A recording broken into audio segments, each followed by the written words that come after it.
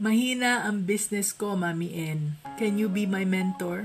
Tulungan mo po ako, sabi ni Connie. Well, madaming nagpapamentor, kaya lang kulang na ang oras ko. Kaya ang dami kong tinatanong bago ako tumanggap ng mentees ngayon. Pero mission ko kasi ang makatulong, kaya pinagkwento ko siya. Nagbebenta si Connie ng native na kakanin, barbecue, iba't ibang luto sa karinderya. Ngayon, dahil mahina ang benta, plano na niyang magbenta ng mga Japanese bento boxes, burgers at iba pa. Naku, Connie, sabi ko sa kanya, ang tawag sa business strategy mo ay halo-halo strategy, pero hindi ka naman nagbebenta ng halo-halo. Sa business, dapat nakafocus ka. Alin ba sa mga business mo ang enjoy na enjoy ka at kumikita ka ng malaki? Sa kakanin, Mami N, sagot ni Connie. So, sino ba ang bumibili ng kakanin mo? Nasaan sila? Anong kakanin ang binibili nila sa iyo? Anong kakanin ang hinahanap nila na hindi mo pa binibenta? Saan? At kailan sila bumibili sa iyo? Paano mo silang binibentahan ng mas marami?